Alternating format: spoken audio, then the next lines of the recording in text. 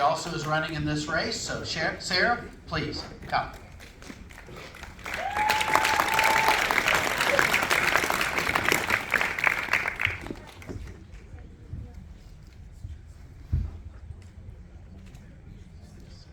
I am not Sarah Mays. My name is Chuck Smith. I'm here in support of Sarah Mays. My job is not to come between you and a candidate or to come between a candidate and the candidate's opponent. But I'll tell you what I saw when I arrived here this morning. I saw so many signs, and I guess that's a testament to the people who support the candidate, but so many signs. And then I just saw just a few signs for the other person, and I asked, who are the people running? And then I thought, it kind of took me back to my own life, where I was raised by a grandmother with an 11th grade education, and she would always teach me things like, a hard head is a soft behind. She'd teach me things like, it gets darkest before dawn. Hey. You see, I've been a Republican all of my life. I've never been a Democrat. I was a Republican when it wasn't popular in my neighborhood to be a Republican. When every house on my street, believe it, every house on my street was a Democrat. And every street in my neighborhood was a Democrat. I know what it's like to fight from the underdog position.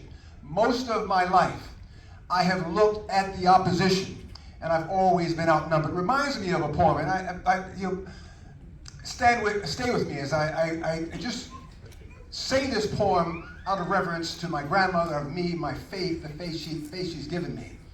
Out of the night which covers me, black as a pit from pole to pole, I thank whatever gods may be for my unconquerable soul. In the fell clutch of circumstance, I have not winced nor cried aloud. Under the bludgeoning of chance, my head is bloody but unbowed.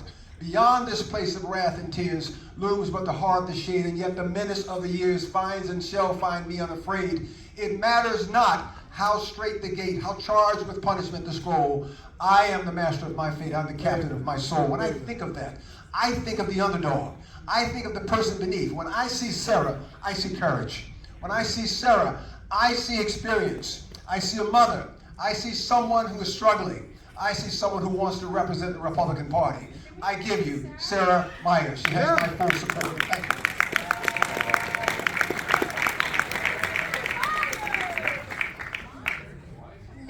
Sarah Mays, hi, how are you guys doing? And thank you so much for coming out to be a part of nominating the candidate for the 53rd District.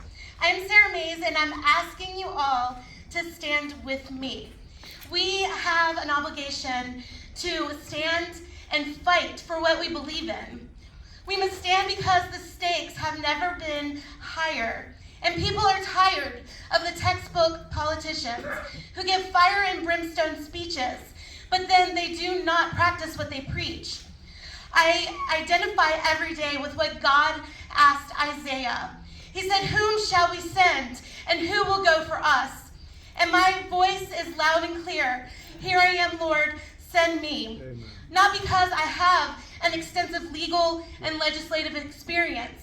I am smart and all of that can be learned. But because I have what every person in this room has, which is a heart and a passion and a desire to do better. To do better for our schools and our children. To see our localities who are crushed by unfunded mandates to be free to control their social and financial destiny. I want to see our farmers do what they do best, feed the world, and to be respected for the hard work and risk that they take year after year. I want to see our small businesses regain their footing and to grow, to flourish, and to prosper. I want to stand, and we must all stand for elected officials who put God first, all day, every day, in deed and not just by empty words. Just because something is difficult does not mean we should not stand. God is sovereign, and there's purpose in everything that we do. I believe that God puts us where we need to be, and at this point in my life, I need to be right here with you at this podium on this Saturday, standing here, taking a stand, and tell you, all of you, that you have a choice to make between politics as usual and to elect someone that will stand and to have change and to give a new direction.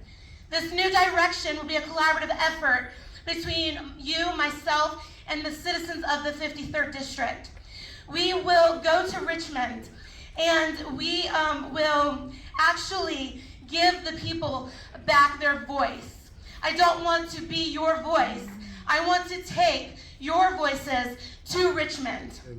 And Thomas Jefferson once said that if you want something that you have never had, then you must do something that you have never done. I want a better Virginia for us and for our children's future.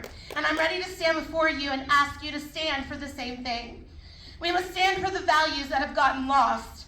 Our government overreach has ruined our generation of children and our economy. And I will fight beside you to ensure that our government never again will close the doors of our schools, our businesses, and our churches in the name of values, which is nothing more than a grasp of socialism. Standing with you, I will fight for enhanced educational standards and equality of learning.